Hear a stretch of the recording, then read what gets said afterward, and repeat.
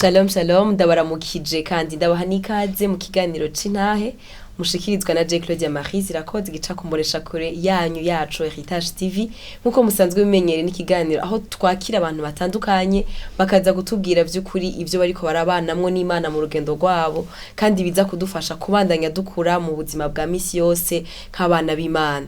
Uno musi kandi ndafise umutumire mushasha mu papa umukozi w'Imana vy'ukuri yuzuye Imana. Reka ndamuha akanya twidondore hanyuma tubandanye tuganira mubandanye mwiga twiga kugira ngo vy'ukuri tubandanye dukomezwa kaze cane. Murakoze cyane ndabashimiye cyane kubona mwanyumvire ku muntu muri kino kiganiro nkaba nitwa Ndayishimiye Bertrand nkaba ndi umupapa ndafise umudamu umwe n'abana babiri nkaba nkorera Imana mu kwijambo ry'Imana kandi nkaba ndi umunyesha makuru. Murakoze Bertrand murakijijwe. Ndakijijwe kubera hari itandukanye ryo gukorera Imana no guhiza. Yego ndakijijwe kuko gukorera Imana bifite insiguro nyene igihe umuntu nyene aba afise agakiza maze gukizwa urufatiro nyene akaba ari Yesu Kristo hama bikurikirana navyo bikabasha gukorera Imana. Ndashaka kutubwira amajambo make ingene mwakiriye Yesu nk'amwe n'umukiza mu buzima bwanyu. Bwa mbere hoho nari umunyavyaha kuko ijambo ry'Imana ngo bose bakoze ibyaha ntibashikira ubwiza bw'Imana ngo bari bose nyene Adamu amaze gucumura icaca agiye ku ngoma rero abakomotse kuri bo bose bari abanyavyaha nange nari muna jewe umunyavyaha ku munyavyaha gusa si ibikorwa gusa umuntu bariko arakora binyuranye n'ijambo ry'Imana rivuga naho kamemere kicaha hama muri 2002 niho ico gihe ndaba mwirohero umuryango iruhande y'iwacu hadishengero mu ryaje muri 2001 je crois hama muri 2002 narafashe umwanya baje iruhande yaho twamuhira kuko kare nasenga muri katolika puis après hari abajene nabona baza gusenga nkati n'abajene basa neza baza gusenga nkumva ariko arahimbaza Imana nkumva n'ibintu biryoshe cyane nkumva indirimbo ndi muhira nkumva ariko ari ijambo ry'Imana ndi muhira hama nishaka kwirembo ndabona barengana baja gusenga. Ico gihe wari sinya kingahe?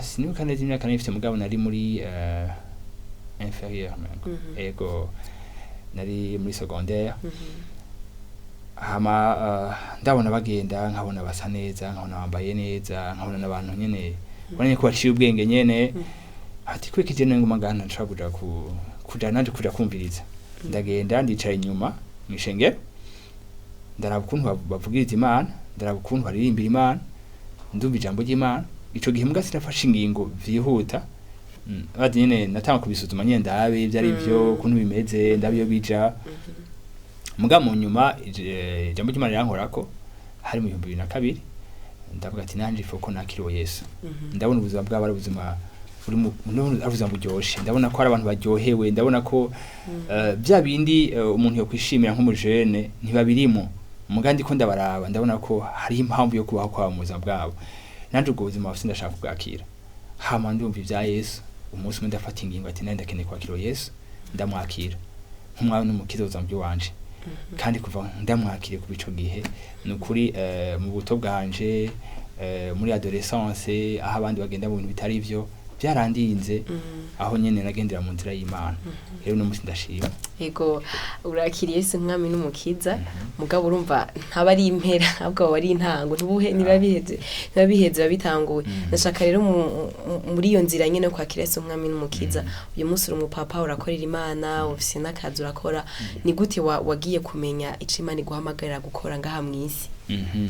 Murakoze cyane kuco kibazo ikibazo cyiza cyane gose kwijambo ry'Imana yambwiye Efeso 2:10 yuko twaremewe muri Kristo Yesu ngo dukore kuba vyiza ivy'Imana ateguye kandi ngo tubigenderemo. Urumva harimo ikintu cyambe gitangura twaremewe muri Kristo Yesu hama tumaze kuremerwa muri Kristo Yesu haci hakurikira iki ngo dukore ibikorwa vyiza ivy'Imana ateguye kera ngo tubigenderemo. Si bikorwa umuntu yemvanta si bikorwa umuntu yiyumvira wonyene ni bikorwa Imana yateguye kandi ngo tubigenderemo. Muga ivyo bikorwa vyo ni bikorwa vyiza mugeze kuba vyiza birihe muri Kristo Yesu. Rero maze kwakira Yesu Kristo umwana n'umukiza naricaye mu ishengero hama numva ijambo ry'Imana hakaza abakozi b'Imana batandukanye bavuye mu bihugu bitandukanye bakatugisha ijambo ry'Imana n'abapastori bashaka kutugisha ijambo ry'Imana tukamura umwanya wo gusenga no guhimbaza Imana. Mugabo urumva ko nari ahantu nicaye hari abandi ariko arakorera Imana narabona abaririmbira Imana narabona abantu bitanga ko bitandukanye mu ishengero kandi bakiri bato nabo nyene barabajene nka twebwe nkabibona bariko barakora Imana nkabona ukuntu baryohewe bariko barakora Imana. Okay, nanje umunsi umwe ndibuka ico gihe baroganje amasengesho hari umukozi w'Imana yitwa de papa ngiye benshi baramuzi ngaha mu Burundi niwe yarongoye amasengesho hama nanda nditawaye amasengesho nanje yeje mbere ngiye vraiment mu mugwi w'abandi bantu bariko barasenga muri uwo mwanya bariko barasenga nange ndabamo muri ivyo bihenye byo gusenga ndibuka ico gihe ngo narashinze ntavuze akajambo gatoyi nyene et puis après ndabona ko bishoboka ko umuntu ashobora kuvugira Imana mu nyuma birahera ivyo bihe haraza ibindi bihe bindi aho urazi ko ngira muri turayimenyereye aho usanga mu mashengero yacu ari igihe kanaka umunsi wo gusenga nanje uwo munsi nditaba nyamasengesho harimo nandi wakoze Imana ndibuka umukozi w'Imana umwe ndavuga akajambo gato kandi ndapartage gatoyi umukozi w'Imana arambwiye ati Bertrand turagushaka tutwigishe natwe mu ishengero n'irya mbere aho rero yansabye ko nobigisha he muri les prières matinales byatangura 6h gushika saa moya gucyonye hamara bisaba ndavuga ati je bishobora muri je indani acambye ati naho kwigisha umva wahera ndusha vendredi ndamwemerera ati sinamwankiye nk'umurongozi wanje ndavuga ati okay umva ni umuntu abonye ikintu kiri muri jewe niko ndabwiye ko byatanguye hama ambwiye ndamwemerera ndibuka ico gihe nacenja gusenga canja mu gitabo cy'itanguriro ndasoma inkuru za Yosefu niho nubise nubusoma umunsi wa mbere ndigisha mbona bigenze neza umunsi wa kabiri ndabandanya acambwira ngo naho utoshoka gushika vendredi umva rya mbere tinashobora gufasha ntacu mugabandanya ntacu umunsi wa gatatu ndabandanya mbona birashobotse ahubwo rero icantangaje uko kuntu hagenda haraza iminsi niyo ngya umunsi wa kane niko naguma mpishurwa cyane ijambo ry'Imana igitabo kiya gitabo bitanguriye muri yose bavuga inkuru za Yosefu naguma numva biguma byako kwa mutima wanje haguma numva ahubwo nguma ntahura byinshi cyane uko umunsi ugenda niko biba byinshi cyane uko umunsi ugenda vendredi rageze ahubwo ntaraheze hama ndibuka après yanshimiye hama aranyankuhaja nitwa Pasteur Tarsis ndamushimiye cyane ubu arashariho kandi akorera Imana gose niwe yashoboye kumbustinga urumva nundi muntu yabonye kiri muri jewe basije nakibonye we yakibonye hari kenshi usanga mu buzima bwacu ushaka gusanga umuntu hari mu bintu bitandukanye muga undi muntu akabona ikintu kiri muri we byahereye kuri uwo pastor yabonye ikintu kiri muri jewe nanje rero sasa ndamwemerera ntibyagaruke ngaho ikindi gihe arasora aramprograma kandi kwigisha mu gatondo hoho bice mu biba binini cyane gose guheco gihe ndava kwigisha les prières matinales batanga kuma kwigisha mu louange adoration kwigisha mu jeune bigenda birakura aho usanga na dimanche ndiko ndigisha mu ishengero haragira n'igihe usanga bari kwantumira amandi mashengero canke handi hantu hatandukanye rero campera muri uwo mutima wo kwigisha kwishuri naho nyene we muri wewe wari wumva ubikunda canke wabikora ko babigusavye no ahubwo n'umuntu yabonye iki muri jewe Imana yashizemo kukimbwira ahubwo umengo aractive cyake Imana yashiramo nangisha nimva muco kintu ki muri jewe nyene umva byarakuryohera byaranyoheye cyane gose yego hari abantu mu buzima bashaka kubona ikintu kiri mu wundi muntu bati we ndiko ndakuraba iki kintu ugikora vyogenda neza birashika mu buzima wico kintu naco warubona mugabo wundi muntu akakibona muri wewe ugasanga uwo muntu n'umuntu imarite ku nzira yiwawe kugira ngo iyo ntambuka ikurikira atagufashe kwitambuka kuko ndakunda Imana ukundi ikora nk'abantu hari igihe ushobora kwiyumvamo ikintu wewe hari igihe Imana ishobora gutuma uwundi muntu abona ikintu kiri muri wewe Imana ikora nk'Imana ntaho limita gukora kw'Imana rero naho byahereye rero turashima Imana ku bantu yadushyize ku nzira yacu bagatuma abantu tuja kwindi etape y'ubuzima bwacu tugakora icyo Imana iduhamagara gukora je nuko byagenze vraiment nuno munsi ndabirimo muga ndashimira cyane uwo mukozi w'Imana yatumye njya ahantu hariho we nuko byagenze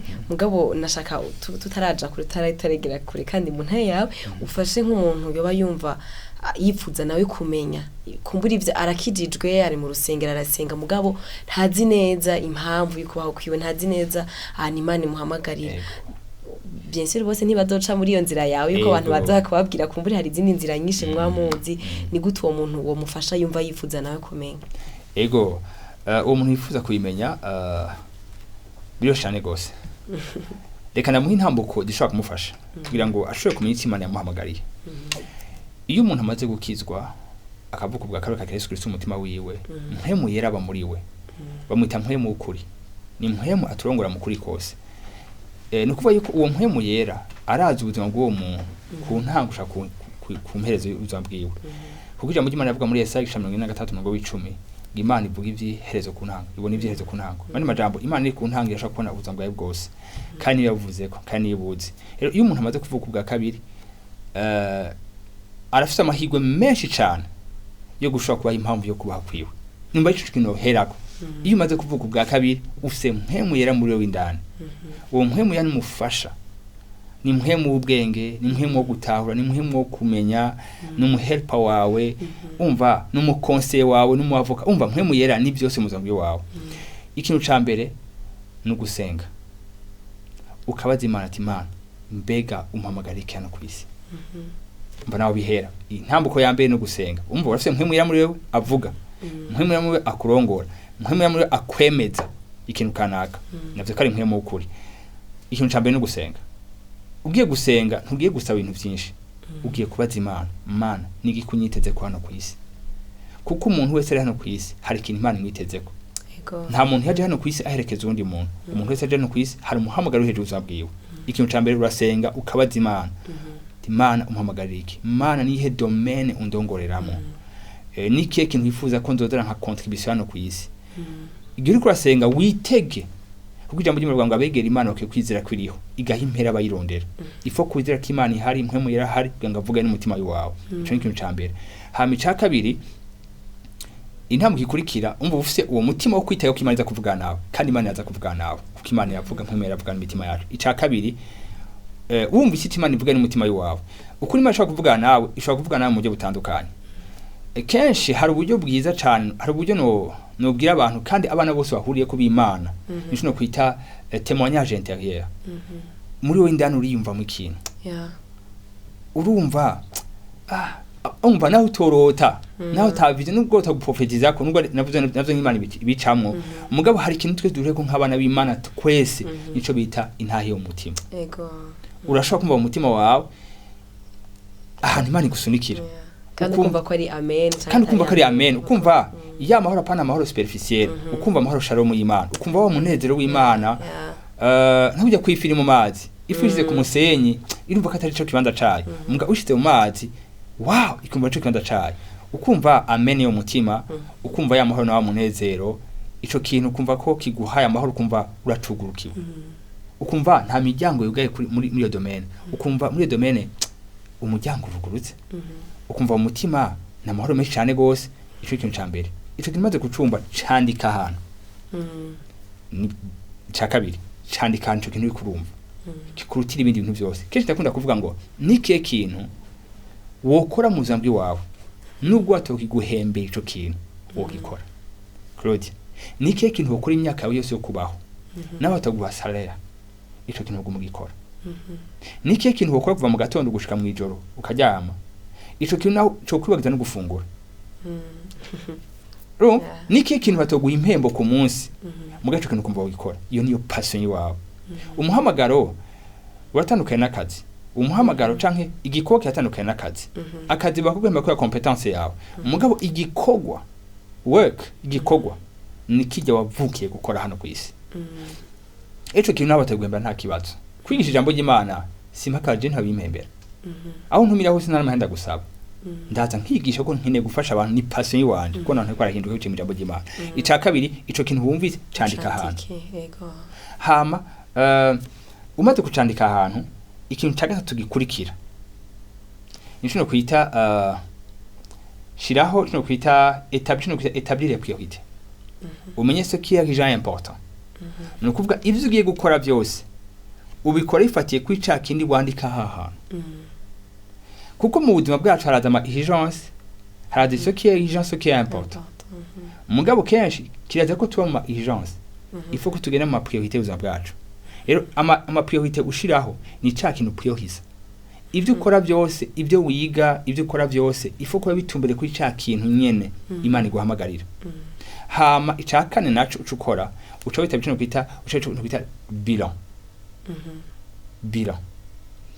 Imana imaze kurema ibintu byose ngo yacivuga ati ni byiza. Umunsi wa mbere, umunsi wa kabiri, umunsi wa gatatu. Nukuvuga yararema ikintu yagishiraho ikavuga ati wow ni ciza. Ni ciza cyane.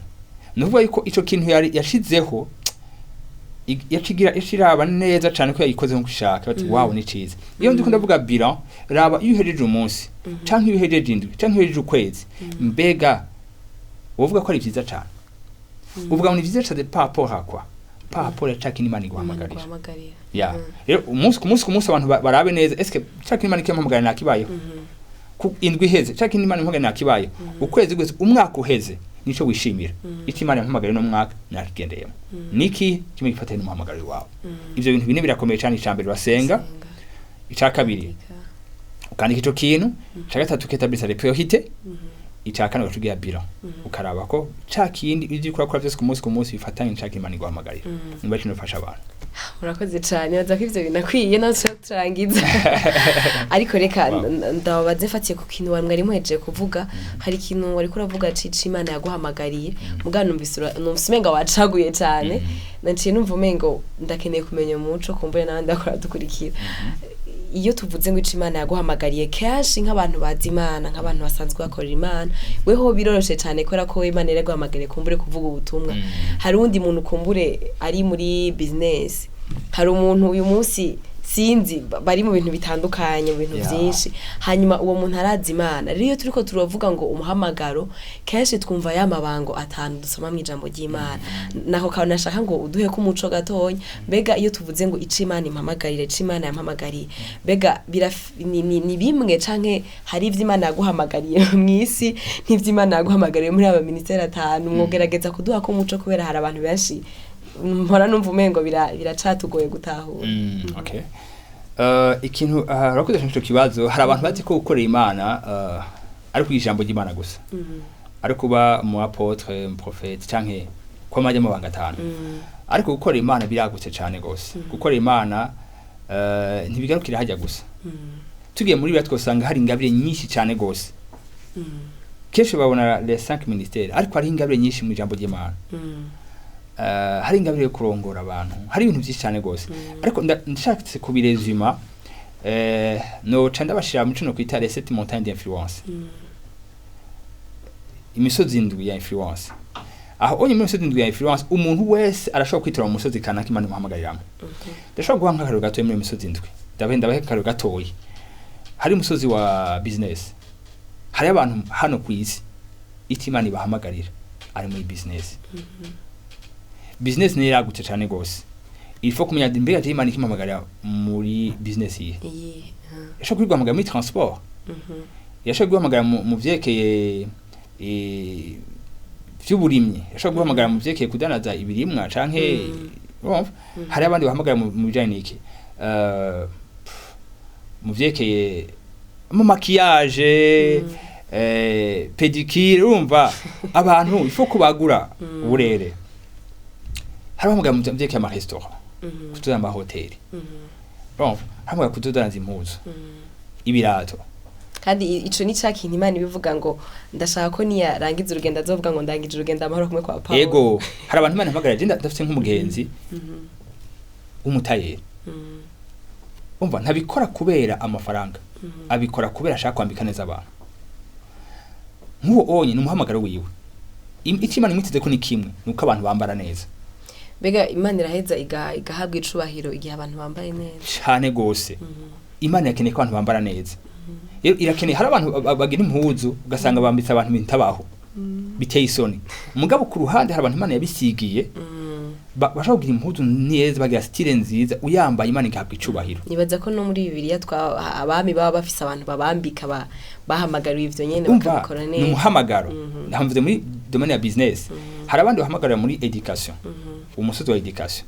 Ku mutima wabo barakeneye ko abana biga neza. Barakeneye ko abana bagira indero nziza. Uwo nawo n'umuhamagaro. Mugabo mumenye ko Satani nabo bakeneye ko abana bagira bapfa bakiri batoyi. Boronekara bakiri batoyi. Mugabo hari abandi bantu Imana yasigiye akarere ka education. Bo bikibari ku mutima nuko bagira amashuri meza, aho abana bigishwa neza, aho abigisha bahigisha, bafite umutima wo guha amavaleur abana, aho tuzogira isi isa neza, igihugu isa neza, ugasanga imiryango iraryohe kwereki hari ishuri umwana umutwaye ko ubu urisuye utagira ikibazo hari abantu hamwe akarere ka education ndabateye n'intege abo bantu bani kambwa muri education bagira amashuri meza amakreshe meza ama école primaire meza secondaire ama université meza aho abana hamwe n'ivyigo bahabwa amavare y'ubwami bw'Imana. Hari abandi Imana ihamagara muzekera ibyo kwita montagne y'amadini. Hari abandi abigisha ijambo ry'Imana bagira ama école biblique bagira amashengero ama ministère du Kristo abo onye n'umuhamagaro wabo nabo nyene. Hari abandi Imana ihamagara montagne ya politique. Politique nayo tubona ba Daniel bazana impinduka muri politique aho abandi basenga igwamana ariko bagaragaza ko ari Imana nzima. Turabona ba Yosefu ari abantu batanga ama conseil mazima bagapreserva igihugu n'isi. Rero turakeneye abantu nkabo onyamenye ko politique si abapagani politique Imana isitenga abana y'Imana bayijemo hama baha ibintu murongo. So novuga n'izindi nyinshi cyane gose mugabo urumva ko si ntibigaruka gusaba bijya byo mu ishengero mugabo hanze ngaho hanze kimana guhamagara cyose gikore neza nkikore mu wacu umuntu yumve yuko itari karakora ariko akorera Imana ko ari umuntu ashobora ko ari karadandaza ntatahure ko ari karakora Imana mu kudandaza kwiye umupolisi ariko yereka abantu kuntu bagenda mu barabara ariko arakora Imana mu barabara atahariho bakajagara umusoda acunze neza abategetsi ariko arakorera Imana umushoferi atwaye abantu muri bisi akabatwara neza akabashikana neza umukonvoyere ariko arakorera Imana umukozi munzu ariko aratekera abantu ariko arakorera Imana yatwe tugaruka gutahura ko gukorera Imana ari gukubaho impamvu yawe hano ku isi cyane gose turi muri uwo murongo nyene nashaka ndababaze mbega mwatubwiye ko mwubatse ko mufise umudamu n'abana mbega umufasha wanyu yoba nawe aza kugica contribute muri ya mpamvu yawe yo kubaho mbega mu buzima busanzwe bwa misi yose ngene musanzwe mubanye mugerageje udushingira Intahe byukuri biragaragaza yuko afise icaza kumara mu mpamvu yanyu mbega iyo umuntu ahisemwe nabi hari ikintu abahomvye mu mpamvu yiwe yo kubaho mwisi. Murakoze cyane urazi ko Adamu Imana yari yamuhaye ibintu byose mugabo hari gihe ngo ntibikwiye ko umuntu yibana wenyene reka ndamuronde mufasha bikwiranye. Yumvire Adamu asa n'Imana arakora nk'Imana yahawe byose mugabo mu rugendo rwo kubaho kwiwe hagira Imana ivuga mu itanguriro ngo ntibikwiye kuyu muntu yiba il n'est pas bon que l'homme soit seul il faut que je lui cherche une semblable. Rero uwo muntu afise byose asa n'Imana afise kubona nk'Imana Imana iganiriza mugabo mu rugendo rw'Imana bati umuntu bikwiye kwibana wenyene reka ndamuronde mufasha bikwiranye.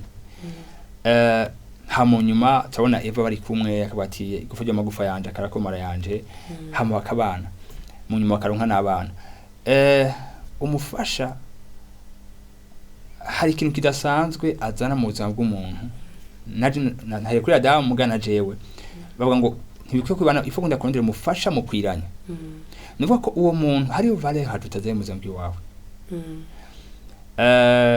hariho iyindi mbone azanye mu zambi wawe hari ibintu uri kurabona muri Imana guhamagarira hari umuhamagaro ufite mu zambi wawe muga iyo hamaze kuza mu mufasha muri wa muhamagara Imana guhamagare aje kugufasha umva mwita umufasha nukuvuga kenshi ndakunda kuvuga ngo hari ufasha n'ubufashwa muga numva n'umufasha iyo amaze kuza nk'ubuje kugufasha nukuvuga hari ahantu utoshoye gushika utari kumwe n'uwo muntu uwo muntu aje kugufasha gushika ngaho hantu niko imedeje kuva je mu zambi wanje hari byinshi byahindutse cyane gose hari ivyimvirampa hari byo mba ndiko ndabona nokora umwe gacambwiye ati ibyo bintu bikore gutya anya akabitumbereza bigaca bitumbera neza cyane gose hari ingingo ubukeneye gufata umwe ati ingingo mbona wo yigira gutya anya ugaca ati wow wowe hari ibintu ubona muga amaze kuza wewe ega Imana yamusigiye kugufasha amen ijambo ry'Imana yavuga muri Korinto ngo si umugabo areme kugumugore ariko n'umugore yareme kugumugabo urumva ko bwa bwenge bwose afise kwa kumenya afise kwa gutahura afise uraza contribuer mu mpamvu yo kubaho kwawe rero naje mu zambi wanje ndabibona ku munsi yuko uwo muntu yaje gukontribuer mu mpamvu yo kubaho kwanje iyo ndiko ndaraba ukuntu turera abana bacu iyo ndiko ndaraba ukuntu abafata iyo ndiko ndaraba ukuntu abitwarika ndavuga ati my Jesus Christ hari aho je ntoshika mugabo washika iyo mbonye ukuntu ashobora kujeha ibintu byo muhira ndavuga ati hari ibyo akora je ntoshobora gukora iyo ndavyo byumvira mpa ndavuga ati wow ikindi naciyumviri mugabo wewe arashoboye kumufasha kubona kure cyane aho ntako ndabona bya badamu rantwenza hari bavuze ngo umudamu umuha hano bagute umurongo umwe ugwandiko mu kubapuro agaca guha ngira nka page yose umudamu umuha amafaranga muhira nta gusuza amafaranga aguha imfungwa ku meza umudamu mwinjiza muri babiri mwenyene ariko hahera igihe ugasanga habaye umuryango bisigurike umudamu aragwiza ikintu cyose mumuhaye urumva rero abadamu barakomeye cyane gose rero iyo uhisemwe neza ukaronka umuntu we niho muzima busanzwe iyo uhuye n'umuntu atari we ubuzima bwawe burononekara iyo uhuye n'umuntu we ubuzima bwawe buratera imbere iyo uhisemo umuntu we ubuzima bwawe buratera imbere iyo uhisemo umuntu atari we ubuzima bwawe burononekara niyo mpamvu iyo hageze ko duhitamo abo tubana nabo nuko ati turakeneye gukorana mpemu yera gukorana n'Imana iyo yizi destiny yacu yizi abantu batubereye ikaturongora ku muntu we atodufasha gutyo cyo kwita la volonté parfaite de Dieu. Tutaraja mu gutahura iyo volonté parfaite de Dieu nagomba kubaza mbega iyo ugize amahitamwo yawe utaramenya impamvu yuko bakwanga hamwisi biba bifise ingaruka mbi. Imbere yuko Adamu aronka Eva Adamu yarafise igikorwa Eva yaraje gufasha mu kiwa cyari gisanzwe kihari kuko ndibuka yuko ijambo ry'Imana rimbwira neza ngo Imana ikimutwara mu itongo eri yatunganije ngo Adamu aririme kandi aririnde mu nyuma niho yamuhaye Eva ntihatanguye umugore hatanguye igikorwa benshi yarigiye batangura kurondera uwo muntu ugiye kurondera aje kugufasha iki birajyoshe cyane ko abahungu batangura kumenya itima nibahamagarira hama abagore bakaza kubafasha muri caki niba nibahamagarira nico gituma nk'umuhungu aje kuvuga ati ndakeneye ko dukundana dufatane urugendo wacumubaza uri kuja he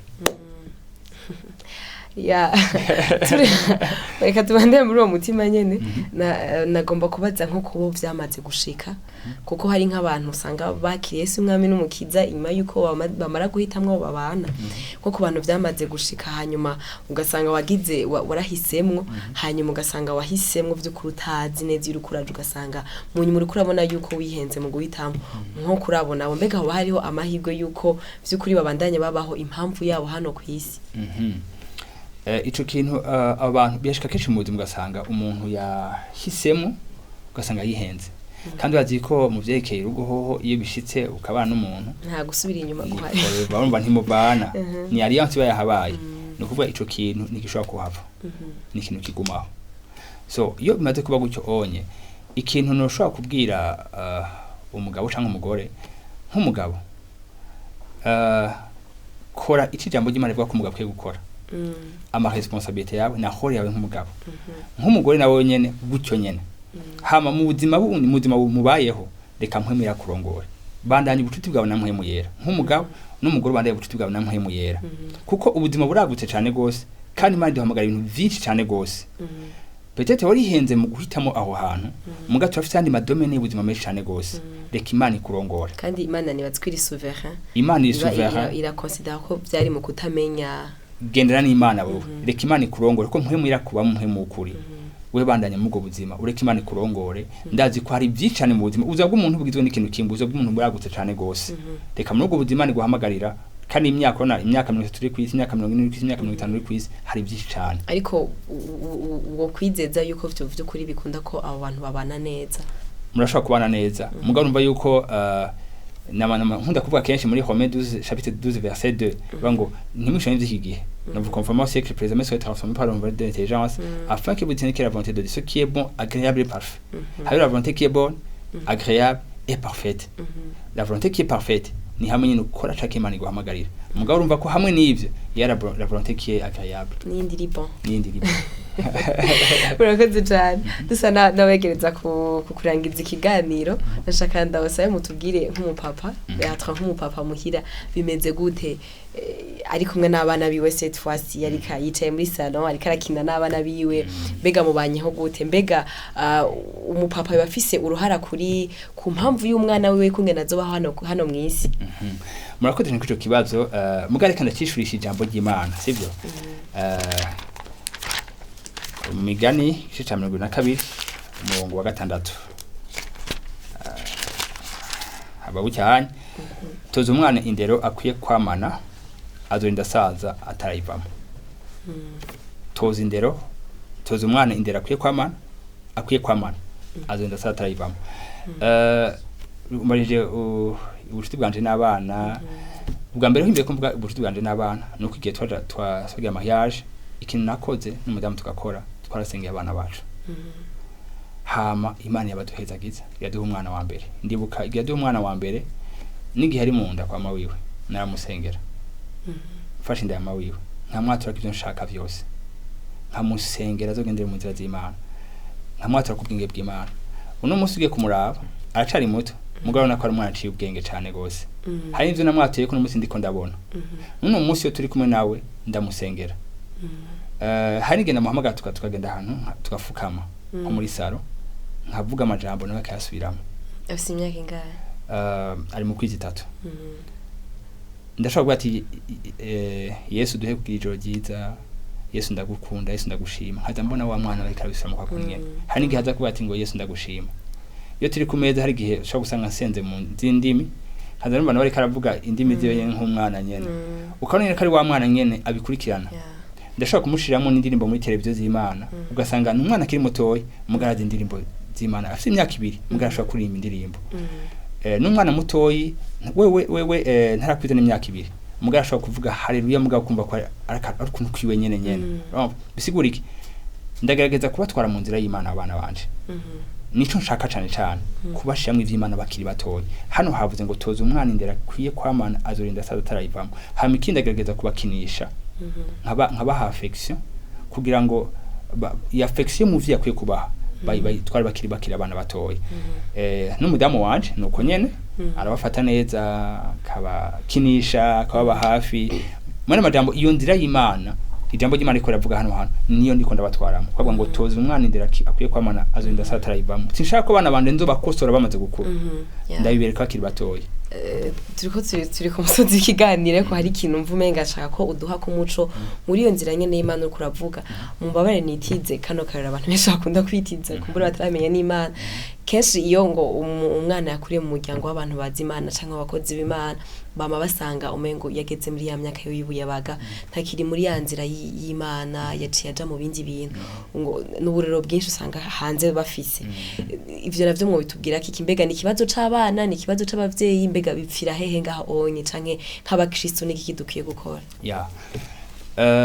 kenshi ibintu birakunda kuvugwa cyane okay ni ku ruhande rumwe birabaho no ku rundi ruhande ntibibaho hari abantu b'Imana usanga barayeze neza abana babo ugasanga bago bakuze neza mwe kundi ruhande ugasanga harabaye ko kwihenda iyo ariko aravuga umupere mu rugo a father bisigwa c'est le chef yavuga le chef umuntu gutanga amategeko c'est le premier responsable no kuvuga ko umwana iyo atigenje neza Imana ntiza kubaza ubwambere umwana iza kubaza umuvyeyi reka ndakwereka kandi mpeko 17 maze uhoraho yigira inama ati mbega Aburahamu no muhisha ico nkora 18 kandi ariwe azohinduka ihanga rinini rikomeye amahanga yose yo mwisi akazoherwa umugisha muri we 19 kuko ariwe nahisemo kugira ngo azokwihanikiriza abana biwe nabo mu nzu yiwe bazokwaruka hanyuma ngo bakomeze inzira yanje bakore ibitunganye n'ibigorotse kugira ngo je uhoraho nshitse kuri Aburahamu ivyo namusezeraniye urumva Aburahamu yamaze kubwira atoza indera abana biwe abinzu yiwe abana biwe abereka inzira y'Imana kugira ngo ivy'Imana yamuvuze ko bishoboye gushika bisigura yuko umupapa mu rugo ni nk'umuherezi arafise ubwo ruhara ukwereka inzira abana biwe inzira y'Imana rero hariyo kenshi gikunda gushikosa rikunda gusha kenshi nuko usanga abavyeyi canke abakozi b'Imana canke abantu b'Imana bafise umwanya munini cyane wo mwishengero wo kwakira abantu gukonseye abantu no gufasha abantu bo handi bakibagira bo mu nzu yabo ishengero rya mbere n'inzu yo muhira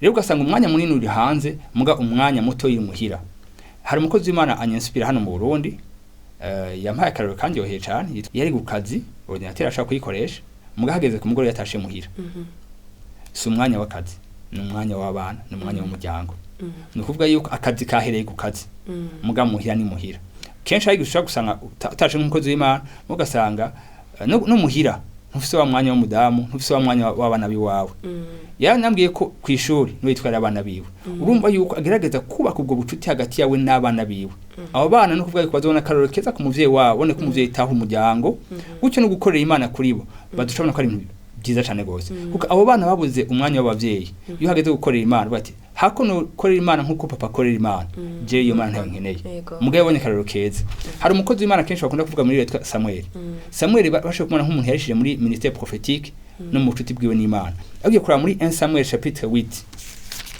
verset ya mbere havuga gutya anya ngo mate Samuel ageze mu zabukuru abahungu wiwe abagira abacamanza b'Abisirayeli mu wa kabiri imfura yiwe yitwa Yoweli umukurikira yitwa Abiya baba abacamanza bo muri Berisheba gatatu yamara abahungu biwe ntibari n'ingeso nkiziwe urumva ico kintu ariko bazimijwe no gukurikira inyungu mbi bakajya igiturire bakagoramika imanza umurongo wa 4 nuko abakuru b'Abisirayeli bose barakorana baja irama kwa Samuel baramubarira bati eheraba urashaje kandi abahungu bawe ntibafise ingeso nk'izawe none rero utwimikira umwami wo kuducira imanza nk'ayandi mahanga yose yari umuntu w'Imana yari umuntu yagendanye n'Imana mugavuga ati mugabo abahungu bawe ntafise ingeso nk'izawe Samuel afise ingeso nziza ariko abahungu be ntafise ingeso nk'iza Samuel rero Imana dusaba nk'abavyeyi nk'abakozi b'Imana nuko twoha umwanya ukwiye imiryango yacu abana bacu Imana duhaye n'inhinga Imana duhaye n'amadestiny Imana duhaye ze mu biganza byacu